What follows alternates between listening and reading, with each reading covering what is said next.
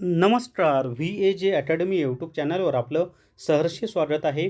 या व्हिडिओमध्ये आपण सार्वजनिक आरोग्य विभागामध्ये एकूण किती जागांची जाहिरात येणार आहे ती अधिकृत माहिती पाहणार आहोत. सार्वजनिक आरोग्य विभागाने अधिकृतरित्या ते जाहीर केलेलं आहे. गट क च्या किती जागा आहेत, गट ड च्या किती जागा आहेत, एकूण किती जागा आहेत ती सगळी माहिती आपण पाहणार आहोत. त्याचबरोबर परीक्षा कोण घेणार आहे त्या संदर्भात सुद्धा त्यांनी माहिती दिलेली आहे. तर ती सगळी माहिती आपण या एकाच व्हिडिओमध्ये पाहणार आहोत आणि सार्वजनिक आरोग्य विभागाचे हे सगळे अधिकृत अपडेट आहेत. जेवढे काय अपडेट मी तुम्हाला देत आहे ते ऑफिशियली आहेत. माझ्या मनाने काहीही सांगत नाही. त्यामुळं व्हिडिओ सगळे पहा, शेवटपर्यंत पहा. तुमच्या मित्रांसोबत, मैत्रिणीसोबत व्हिडिओ जास्तीत जास्त शेअर करा. तुमच्याकडे जेवढे सोशल मीडिया प्लॅटफॉर्म आहेत तुमचे स्वतःचे, इंस्टाग्राम असेल, फेसबुक असेल, त्या ठिकाणी हा व्हिडिओ शेअर करा. आणि व्हिडिओ शेवटपर्यंत पहा. या व्हिडिओला सर्वांनी लाईक करा, शेअर करा आणि VAJ अकॅडमी हे जे आपलं यूट्यूब चॅनल आहे ते सबस्क्राईब करा. जर तुम्हाला MPW रेकॉर्डेड व्हिडिओ कोर्स घ्यायचा असेल तर प्ले स्टोअरवरून विठ्ठल जोशी ॲप डाउनलोड करा आणि MPW रेकॉर्डेड व्हिडिओ कोर्स विकत घ्या. फक्त 500+ GSTमध्ये हा कोर्स उपलब्ध आहे आणि संपूर्ण सिलेबस यामधून तुमचा कव्हर होणार आहे. तर या ठिकाणी पहा, महाराष्ट्र शासन आरोग्य सेवा आयुक्तालय पुणे कार्यालय दिनांक 10/7/2026 रोजीचं हे पत्र आहे. पहा कुणाला पाठवलेलं आहे, म्हणजे आजचंच पत्र आहे. कुणाला पाठवलेलं आहे तर माननीय प्रधान सचिव सार्वजनिक आरोग्य विभाग मंत्रालय मुंबई आणि लक्षवेध श्रीमती सावेदकर मॅडम अवर सचिव सेवा 2. विषय खूप महत्त्वाचा आहे. पहा गट क व ड संवर्गातील नव्याने पदभरती प्रक्रिया आयोजित करण्याबाबत या ठिकाणी त्यांनी क्लिअर दिलेलं आहे. पहा की नव्यानं पदभरती आयोजित करण्याबाबत म्हणजे नवीन जाहिरात त्यांना काढायचीच आहे. आता पहा त्याच्या खाली काय म्हटलेलं आहे की इथे पहा, आता हे वरचं काही मी तुम्हाला वाचून दाखवत नाही, कारण आपल्यासाठी जे महत्त्वाचं आहे ना तेवढंच फक्त वाचूयात, बाकी टाईमपास करण्यात काही अर्थ नाही आहे. तर या ठिकाणी पहा, सार्वजनिक आरोग्य विभाग शासन निर्णय संदर्भ क्रमांक 2 अन्वये राष्ट्रीय आरोग्य अभियानाअंतर्गत विभागामध्ये 10 व त्याहून अधिक वर्षे कंत्राटी सेवा पूर्ण करणाऱ्या 15,010 इतक्या कर्मचाऱ्यांना एक वेळची विशेष बाब म्हणून समकक्ष वेतन श्रेणीतील अधिसंख्य पदं निर्माण करून त्यावर नियुक्ती देण्याच्या कार्यवाहीस मान्यता प्रदान करण्यात आलेली आहे.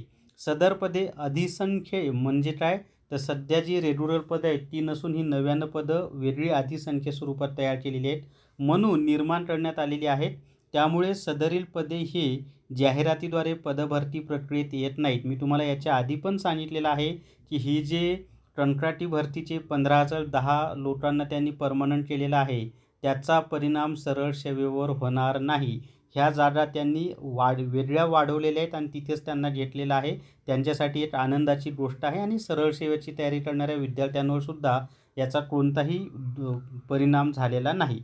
पुढे पहा, संदर्भ क्रमांक 3 अन्वये राज्यातील 50% व त्यापेक्षा अधिक बांधकाम पूर्ण झालेल्या नवनिर्मित व श्रेणीवर्धित एकूण 259 रुग्ण संस्थांसाठी आकृतीबंधानुसार आवश्यक असलेल्या 7,955 पदांपैकी उच्चस्तर सचिव समितीने 2,732 पदे वगळून 5,223 पदे नव्याने निर्माण करण्यास व आरोग्य संस्थेचे कामकाज सुरू करण्यास मान्यता प्रदान केलेली आहे. म्हणजे नव्यानं किती पदं निर्माण झालेली आहेत? 5,223 पदं ही नव्यानं निर्माण झालेली आहेत.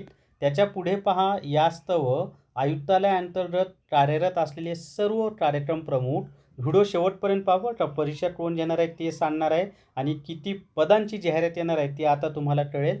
कार्यक्रम प्रमुख व उपसंचालक परिमंडळे यांचे अधीनस्थ गट क व गट ड मधील रिक्त पदे भरणे आवश्यक आहे. सद्यस्थितीत सर्व कार्यक्रम प्रमुख व उपसंचालक परिमंडळे यांच्याकडून प्राप्त माहितीवरून गट क ची रिक्त पदे 5,307 व गट ड ची रिक्त पदे 1,888 अशी एकूण 7,195 पदे रिक्त आहेत. म्हणजे रिक्त पदं 7,195 आणि नव्यानं तयार केलेली 5,223 पदं, एवढी मोठी जाहिरात येणार आहे. मोठी जाहिरात असणार आहे मित्रांनो. सदरील रिक्त पदांची पदभरती करावयाची झाल्यास खालील बाबींची आवश्यकता आहे. आता पहा, रिक्त जागा किती आहेत तर गट च्या रिक्त जागा 5307, गट डच्या 1888, अशा एकूण 7195 आणि नव्यानं निर्माण झालेल्या जागा 5223 म्हणजे 5223 प्लस 7195 एवढी मोठी जाहिरात आली तर खूप मोठी होईल. 10,000ची आली तरी खूप झाली आपल्यासाठी. त्याच्या पण नाही तर 7195ची जरी आली ना तरी खूप झाली. फक्त जाहिरात काढा. त्याच्या पुढे पहा, गट व गट ड संवर्गाची बिंदू नामावली अद्ययावत तयार करून मागासवर्गीय विभागामार्फत त्याची पडताळणी होणे आवश्यक असल्याने त्या अनुषंगाने बिंदू नामावली तपासणीकरिता दिनांक 13/7/2026 पर्यंत मागासवर्गीय कक्षात सादर करण्याच्या सूचना संबंधित सर्व नियुक्ती प्राधिकारी यांना देण्यात आलेल्या आहेत. तर 13 जुलैपर्यंत हे मंजुरी घेतली जाईल मागासवर्गीय कक्षाकडून. त्याच्यापुढे सदरील पदे भरण्याबाबतची यापूर्वी सार्वजनिक आरोग्य विभाग मंत्रालय मुंबई यांचा शासन निर्णय दिनांक 15/3/2023 अन्वये TCS ION Tata consultancy services limited यांच्यामार्फत करण्यात आलेली होती. म्हणजे 2023ची भरती TCSनं घेतली होती. त्याबाबत शासन निर्णय सोबत संदर्भाकरता जोडलेला आहे.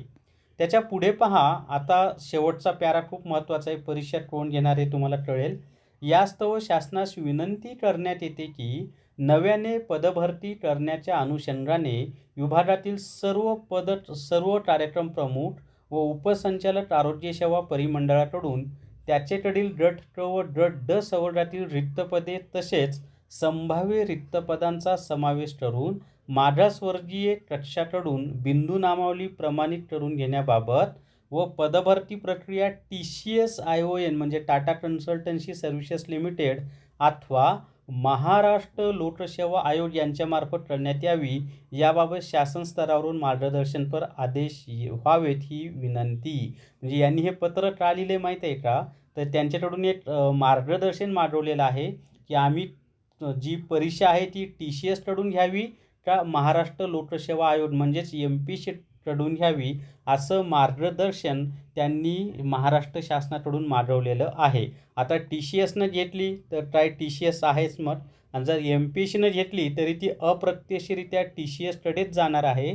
कारण MPSCनं सगळ्या पूर्वपरीक्षा ऑनलाईन घ्यायचा निर्णय घेतलेला आहे आणि त्या ऑनलाईन परीक्षांचं आयोजन हे TCS करत आहे. त्यामुळं परीक्षा कोणी जरी घेतली, TCSनं घेतली तर TCSच घेणार आहे आणि MPSCनं जरी घेतली तरी अप्रत्यक्षरित्या TCSच घेणार आहे. त्यामुळं तयारीला लागा. आणि MPSCनं परीक्षा घेतली तरी पूर्व, मुख्य अशा 2 परीक्षा होणार नाहीत. एकच ऑनलाईन परीक्षा होईल. ऑनलाईनच परीक्षा होईल. MPSC TCSलाच देणार आहे परीक्षा घ्यायला आणि ऑनलाईन परीक्षा होईल. मागच्या वेळेस जशी झाली होती 2023ला वेगवेगळ्या शिफ्टमध्ये होईल. नॉर्मलायझेशन होईल. हे फिक्स आहे, परीक्षा कोणी घेऊ. ठीक आहे. तर हीच माहिती मला तुम्हाला या व्हिडिओमध्ये द्यायची होती मित्रांनो. या व्हिडिओला सर्वांनी लाईक करा, शेअर करा आणि VAJ अकॅडमी हे जे आपलं यूट्यूब चॅनल आहे ते सबस्क्राईब करा. थांबूया. धन्यवाद.